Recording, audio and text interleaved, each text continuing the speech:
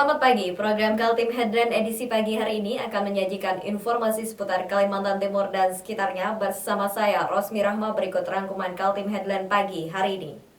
Seorang residivis berhasil diciduk Polsek Balikpapan Barat. Kapolda Kaltim sediakan dapur umum bagi masyarakat paling terdampak COVID-19.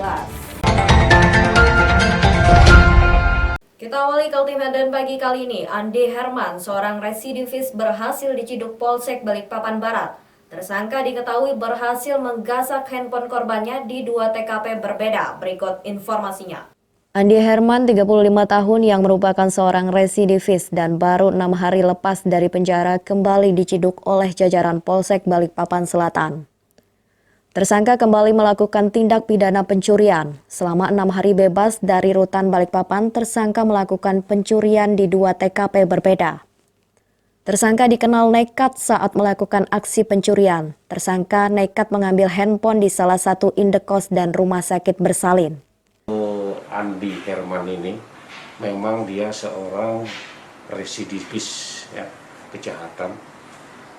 Walaupun dia ditahan pun atau sudah dimasukkan dalam penjara pun mereka tidak gentar untuk melakukan itu.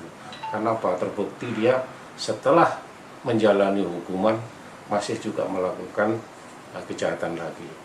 Jadi setelah saya katakan tadi bahwa yang bersangkutan ini mengambil di Lotus itu juga karena pintunya agak terbuka. HP di situ kelihatan sehingga mereka merasa ingin memiliki HP itu dengan jalan mengambilnya karena sudah ditengok kiri kanan tidak ada orang, jadi mereka melakukan itu. Ini 2 HP ini yang sudah kita sita. Terus kemudian dia mengambil lagi di rumah sakit Sayang ini juga sama seperti itu juga dilakukan seperti itu. Maka dengan ini kami jerat dengan pasal 363 yang ancaman hukumannya 5 tahun. Bisa dijelaskan berapa TKP kamu ambil? Selama aku bebas ini baru 2 TKP. 2 TKP di mana aja itu? Di Lotus dengan rumah sakit saya ibu. Ngambilmu kayak apa? Pas liburannya itu HP-nya tak cas di ruangan. Dia ibunya kan bersalin ya. Kenapa? Melahirkan. Oh, ibunya melahirkan, Iya. kamu ambil HP-nya. Iya. Posisi HP di mana ditaruh? Dicas di samping tempat tidurnya. Terus yang di Lotus, yang di Lotus tidak ada penginapan, orangnya. HP ditaruh di mana? Ditaruh pas di atas tempat tidurnya. Dua-dua. Rencananya HP-nya mau diapain itu, Mas? Jangan mau dijual ya. Mau dijual lagi? Nih, Apa ada merek-merek HP tertentu yang kamu incar? enggak Pak. Cuma pas dapat merek begitu. Dari tangan tersangka, polisi berhasil amankan sejumlah barang bukti berupa handphone berbagai merek. Tersangka dikenakan pasal pencurian dengan ancaman hukuman di atas 5 tahun penjara. Tim Kaltim TV Muhammad Idris melaporkan dari Balikpapan.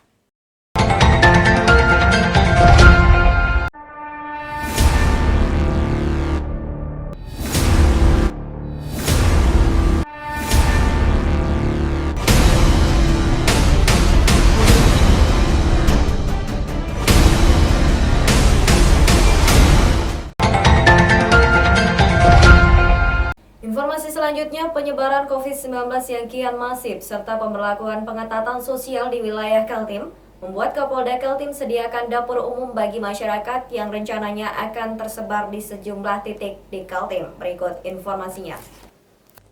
Penyediaan dapur umum ini sebagai pemenuhan kebutuhan masyarakat sehari-hari. Hal ini menyusul adanya pengetatan sosial yang membatasi sejumlah pergerakan masyarakat seperti yang dilakukan di Kelurahan Damai Bahagia Balikpapan Selatan.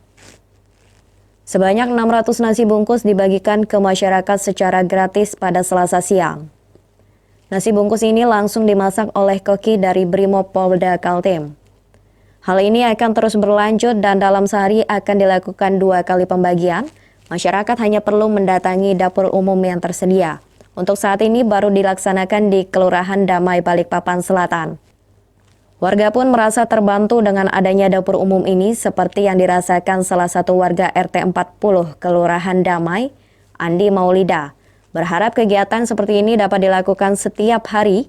Pasalnya, pasca dilakukan pengetatan sosial, dirinya yang setiap hari berjualan minuman ringan pun sepi pembeli. Rasanya dapat makan dari Polda Kaltim, Bu. Ya, syukur alhamdulillah Pak. Terima kasih banyak. Senang Bu, selama corona ini gimana Bu kehidupan? Ya, ini aja Pak. Sepi jualan. Oh, jualan Pak, Bu. Sepi ya. Jualan apa kita Bu? Minum-minuman Pak. Oh, minuman. Dengan adanya pembagian makanan ini senang, Bu ya? Senang. Harapannya apa, Bu? Ya gimana ya Pak? Setiap hari bisa diadakan seperti ini, Bu? Ya kalau ada. Selain ini dapat apa lagi Bu sudah Bu? Nggak ada Pak. Belum ada ya? Baru bantuan ini aja Bu ya? Itu ya. Kami dari Polda, dari Kodam, termasuk dari pemerintah daerah, ada Pak Wali, sengaja mencari daerah yang di bawah ini, masyarakat kita yang belum beruntung. Kita mencoba untuk memberikan stimulus berupa dapur lapangan. Jadi kita memberikan makan secara langsung kepada saudara-saudara kita yang belum beruntung ini. Ada berapa banyak tadi Pak? Sekitar 600-an, karena ada 150 kepala keluarga ya. Pak, kegiatan ini akan berkelanjutan atau seperti apa? Mudah-mudahan bisa terus, kita akan terus. Kita upayakan bisa terus. Setiap hari ini Pak, pelayanannya seperti apa? Setiap hari. Namun demikian, Kapolda Kaltim Irjen Pol Muktiono akan mengevaluasi tahapan dapur umum yang digelar saat ini, di mana masih adanya pengumpulan massa yang tak terelakkan pada Selasa siang tadi. Untuk mencegah hal tersebut, nantinya dapur umum ini akan keliling ke rumah-rumah warga yang dilakukan oleh personel kepolisian, dengan membawa sejumlah makanan yang dibagikan secara langsung ke masyarakat. Tim Kaltim TV Muhammad Idris melaporkan dari Balikpapan.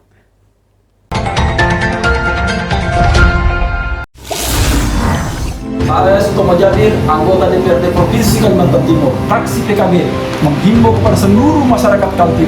Mari sama-sama kita berantas corona dengan cara jaga kebersihan, rajin cuci tangan, hindari berkumpul, tingkatkan imun dengan olahraga. Bersama kita berantas corona dari Kalimantan Timur. Seorang nenek asal Kabupaten Goa, Sulawesi Selatan dijemput petugas kepolisian Samarinda Seberang karena terlantar. Suhu tubuhnya tinggi dan bergejala seperti terpapar virus corona, membuat petugas kepolisian bertindak cepat menghubungi tim gugus tugas penanganan COVID-19. Berikut informasinya. Cerita awalnya dari laporan warga, ada seorang nenek Jumat malam 10 April 2020 terlantar di Jalan APT Pranoto. Karena hari mulai gelap, petugas mendatangi dan menanyakan arah tujuannya. Kapolsek Samarinda Seberang Kompol Sukowidodo menceritakan, nenek dengan nama KTP Haji Bunia Hamid berusia 71 tahun sedang menuju Kabupaten Berau menemui keluarganya. Dia berangkat dari rumahnya beralamat di Komplek BTN Graha Kalegoa, Desa Menggalu, Kecamatan Palangga, Kabupaten Goa, Sulawesi Selatan. Perjalanannya ke Balikpapan dengan maksud melanjutkan ke Berau. Namun sampai di kota Samarinda sudah malam sehingga dia tidak tahu harus menuju arah mana lagi. Saat itulah kemudian petugas polisi datang. Jadi hari Jumat kemarin sekitar jam 18.00 ada warga yang menginformasikan ke Polsek seorang ibu terlantar. Setelah dapat informasi tersebut, anggota mengambil ibu tersebut, dia diamankan di Polsek. Ternyata ibu tersebut selama 2 malam di Polsek mengalami demam dan badan menggigil.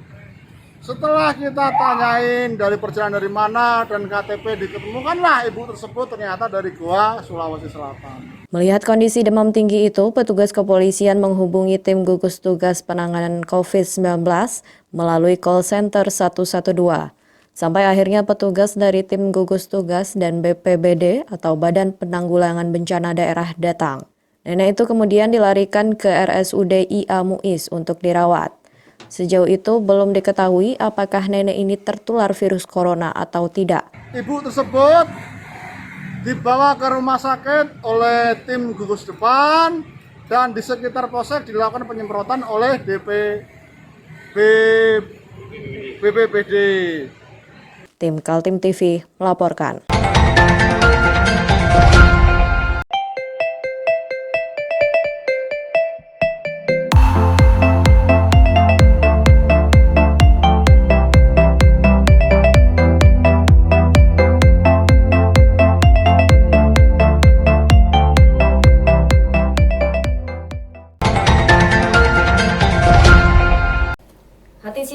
yang tak terguncang ketika anak bayi yang berumur 10 bulan telah dinyatakan reaktif virus corona.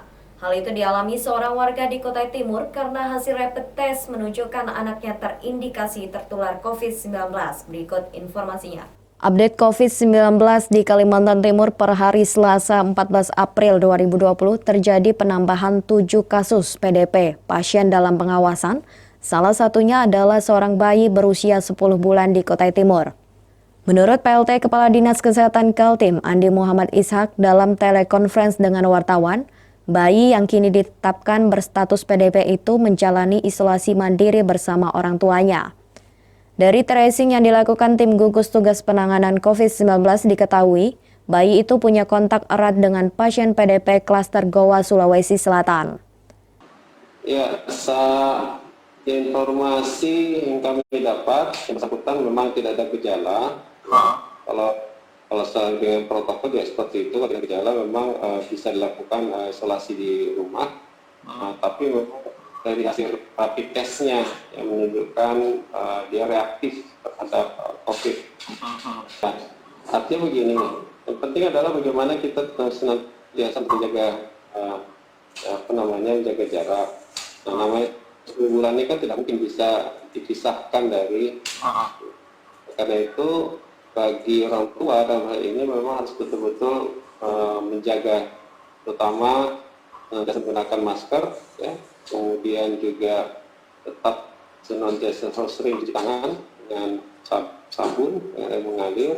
Mudah-mudahan kita mengurangi sebanyak mungkin terjadinya kontak erat dengan PDP seperti itu. Dia akan juga diawasi oleh tenaga medis yang mungkin rutin datang melihat ataupun mengecek ke tempat yang bersangkutan seperti itu. Ya, memang semua akan mengalami seperti itu. Terkait juga beberapa pelayanan, meskipun juga di rumah sakit, kemungkinan juga akan melakukan karena begini, kondisi anaknya kan tidak bisa berdiri sendiri. Ya. Dan beberapa kasus juga ada yang orang tuanya dirawat isolasi, tapi karena tidak ada yang menjaga anak, masa anaknya di ruang isolasi itu. Nah ini juga merupakan pilihan yang harus dilakukan. Tapi paling tidak sedang mungkin kita mencoba untuk melihat kalau memang tidak mungkin dilakukan isolasi di rumah, ya, mungkin nanti akan dilakukan tindakan untuk dilakukan isolasi di rumah sakit. Kini tim medis menunggu hasil swab dari Surabaya untuk memastikan anak bayi itu benar-benar positif atau tidak. Jika ternyata benar positif, maka orang tua yang mengasuh bayi itu langsung ditetapkan sebagai PDP. Sementara itu, update pasien positif terpapar virus corona di Kaltim tidak berubah, yakni 35 orang, dengan yang dinyatakan sembuh 6 orang dan 1 meninggal dunia. Tidak ada penambahan pasien positif dalam beberapa hari terakhir, begitu juga tidak ada penambahan pasien sembuh maupun meninggal dunia. Penambahan PDP sebanyak 7 orang, dengan sebaran 1 di Kubar, 1 kasus di Kutim, 1 Samarinda, dan 4 di Balikpapan. Sebanyak 94 PDP masih menunggu hasil tes laboratorium di Surabaya.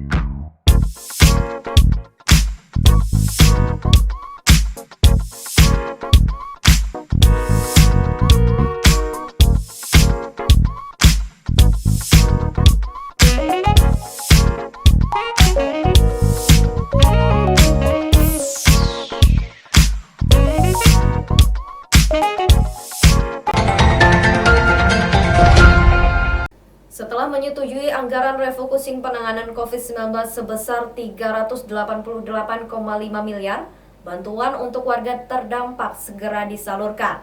DPRD Kaltim mengingatkan para kepala daerah untuk tidak memanfaatkan momentum itu untuk agenda politik pemilihan bupati maupun wali kota. Ketua Komisi 2 DPRD Kaltim Feridiana Hurakwang memastikan dana sebesar 388,8 miliar sudah standby di kas daerah dan tinggal disalurkan. Setelah rapat dengan BPKAD atau Badan Pengelolaan Keuangan dan Aset Daerah, via telekonferensi Komisi 2 DPRD Kaltim mendapat keterangan anggaran itu disalurkan untuk 3 keperluan, yakni kebutuhan medis, jaring pengaman sosial bagi warga yang terdampak, serta bantuan bagi UMKM, usaha mikro kecil menengah. 388 uangnya sudah ada, yaitu dari pergeseran, dari pergeseran beberapa kegiatan di tahun 2020. Jadi ada pemangkasan yang dilakukan terhadap belanja 2020. Yang untuk kesehatan itu mereka belikan alat APD dan sebagainya, kemudian ada pembenahan ruangan, kemudian untuk tenaga medis itu diberikan transport dan uang makan, untuk supportnya, itu untuk tenaga medis. Kalau untuk social safety net itu sepertinya sih saya menduga ini pasti dalam bentuk sembako. Ini kan social safety net kan untuk mereka yang mungkin pekerjaannya harian gitu. Nah, kalau yang untuk UMKM ini, pengembangan usaha kecil mikro ini, mungkin itu dalam bentuk uang. Dalam situasi darurat pandemi COVID-19, penyaluran bantuan diawasi oleh 3 instansi, yakni Kejaksaan, BPKP, dan Inspektorat Wilayah. Feridiana Hurakwang berpesan, jangan ada yang berupaya memainkan bansos, terutama menjadikan pemberitaan bantuan sebagai ajang politik menjelang pilkada. Saya kira kalau ada hal-hal untuk penyelewengan terkait masalah pelaksanaan bantuan ini, pemerintah sudah mengantisipasi melalui 3 lembaga itu dari Inspektorat, kemudian dari BPKP, dan dari Kejaksaan. Jadi mungkin pihak kepala-kepala daerah juga supaya berhati-hati menggunakan bantuan ini, betul-betul bahwa ini adalah kehadiran pemerintah di tengah masyarakat, bukan karena ada masalah pilkada yang akan dilaksanakan dalam waktu yang dekat ini. Walaupun bantuan dari pemerintah Provinsi Kaltim sudah siap disalurkan, tapi perdebatan masih terjadi, terutama menyangkut data jumlah warga Kalimantan Timur yang terdampak akibat kebijakan physical distancing. Penjelasan pemerintah kepada DPRD masih menggunakan data lama, yaitu menyebut 96.111 jiwa warga miskin akan menerima bantuan dari pemerintah. Ketua Komisi 2 Feridiana Hurakwang menyayangkan Pemprov belum memiliki data baru, terutama setelah pandemi COVID-19 terjadi. Kita fokus tadi ngejar 388 ini apakah sudah all in dengan setelah terjadinya COVID atau gimana? Ternyata jawabannya adalah data sebelum terjadinya COVID. Jadi setelah terjadinya COVID itu belum tercover di dalam 388 itu. Mereka sih mengatakan tadi, Pak Sadudin menyampaikan bahwa karena ini musibah dan mereka juga ibaratnya itu pengalaman dan tergesa-gesa. Jadi mereka memakai data yang ada saja dulu. Tapi sambil berjalan mereka tetap setiap ini mengkomunikasikan ke kabupaten kota. Tim Kaltim TV Heriman Hardin melaporkan.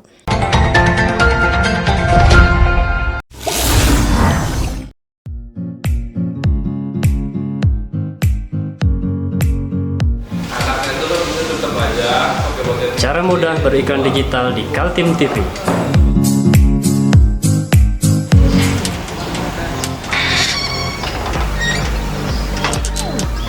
Yang pertama, jadilah sahabat Kaltim TV.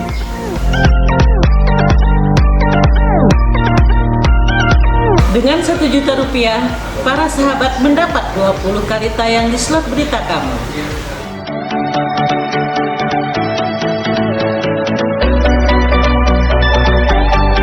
Dengan 20 detik dapat menjangkau 20.000 penonton. Anda beruntung karena mendapat kesempatan perdana dari kami. Ayo jadilah sahabat Kaltim TV.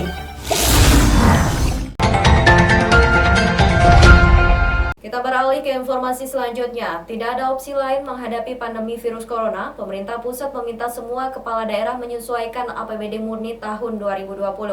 Belanja barang dan jasa serta belanja modal diminta dirasionalisasi hingga 50%. Sri Mulyani, tanggal 9 April 2020 lalu. Keputusan bersama Menteri Dalam Negeri dan Menteri Keuangan.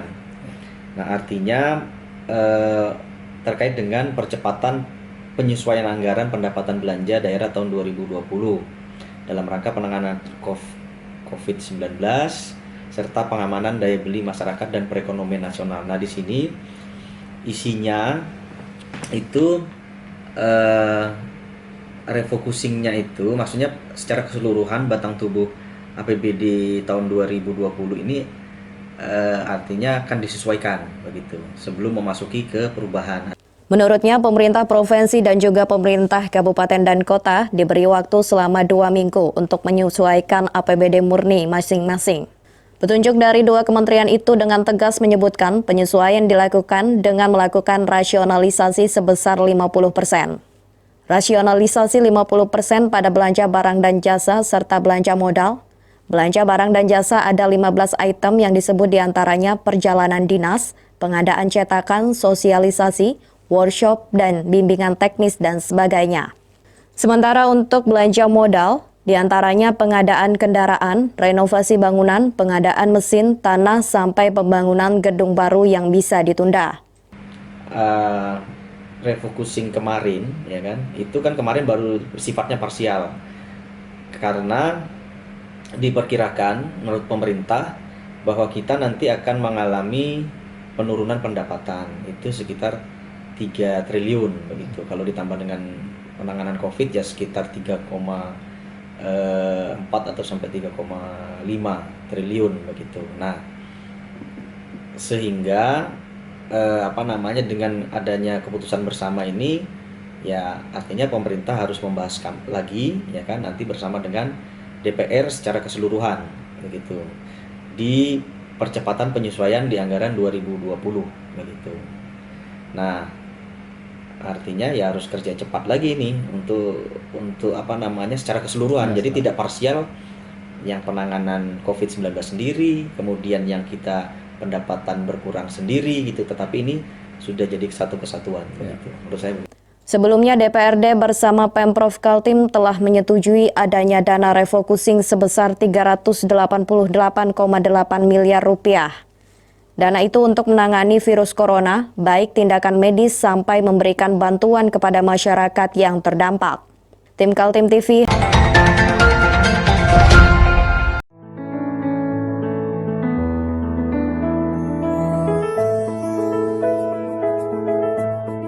Di sini kami akan mempraktekkan cara pembuatan hand sanitizer alami dengan bahan baku daun sirih. Daun sirih sebanyak 100 gram kita potong kecil, lalu kita masukkan ke dalam air mendidih dengan air sebanyak 400 ml. Lalu kita tim sampai suhu 90 derajat Celcius atau kurang lebih 30 menit dengan api kecil. Setelah 30 menit kita angkat dan kita diamkan lagi selama 30 menit. Setelah didiamkan selama 30 menit, air rebusan daun sirih ini kita saring. Lalu kita campur dengan air perasan jeruk nipis sebanyak 16 ml. Lalu kita aduk hingga rata dan ditambahkan dengan air lagi sampai 400 ml. Lalu kita tuang ke dalam botol spray yang kosong.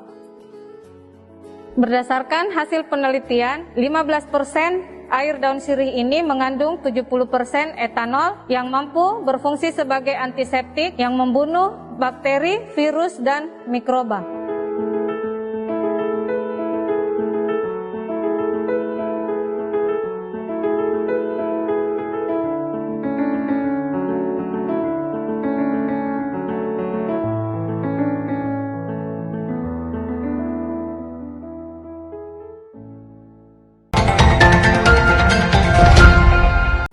Informasi selanjutnya, untuk membantu kebutuhan masyarakat di tengah pandemi COVID-19, Bayangkari Polresta Balikpapan membagikan sembako di 2 lokasi di Balikpapan. Sebanyak 50 sembako diberikan kepada warga yang terdampak virus COVID-19. Berikut informasinya. Sebanyak 50 kantong sembako dibagikan oleh Bayangkari di 2 lokasi di Kota Balikpapan, Balikpapan Kota dan Balikpapan Selatan pada Senin siang. Pembagian sembako ini ditujukan kepada warga yang terdampak akibat COVID-19, sehingga mata pencarian berkurang bahkan ada yang dirumahkan sementara waktu. Ketua RT 1 Kelurahan Damai Balikpapan Selatan Asmiah mengatakan, dengan adanya bantuan sembako yang diserahkan kepada warganya, bisa membantu untuk mencukupi kebutuhan hingga sepekan ke depan. Lantaran banyak warganya yang kini tidak bekerja, lantaran dirumahkan bahkan ada yang di-PHK oleh perusahaan. Sementara itu, warga Rita mengatakan suaminya sebagai tukang ojek sangat berterima kasih adanya bantuan yang diberikan sehingga bisa membantu keluarganya. Alhamdulillah, kula dapat bantuan sekedik. Kula terima, mudah-mudahan dilancarke usahane, lancarke pekerjaane. Kula keluarga kecil nggih ngeten iki bapake tukang ojek. Mboten saged ngojek nggih, matur nuwun sanget.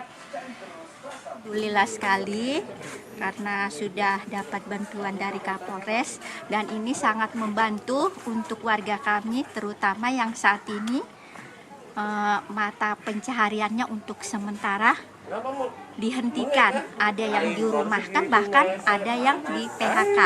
Jadi bantuan ini sangat bermanfaat untuk warga kami dan mudah-mudahan untuk kedepannya teman-teman dari RT lain juga bisa dibantu. Jadi sekali lagi saya ucapkan terima kasih atas bantuannya kepada kami. Sembako yang dibagikan ini merupakan sumbangsih dari keluarga besar Bayangkari, Polresta Balikpapan dan diharapkan bantuan sembako terus mengalir kepada warga yang terdampak virus corona. Tim Kaltim TV Muhammad Idris melaporkan dari Balikpapan.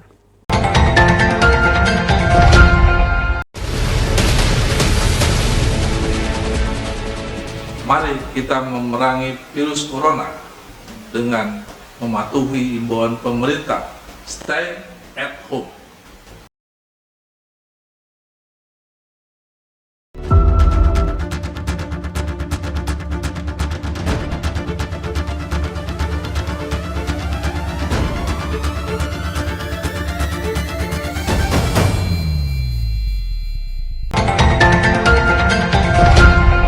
Demikian Kaltim Headline Pagi edisi hari ini. Jangan lupa untuk ikuti kami melalui channel YouTube dan fanpage Facebook Kaltim TV. Saya Rosmi Rahma bersama kerabat kerja yang bertugas pamit undur diri. Kaltim TV, siaran kemajuan.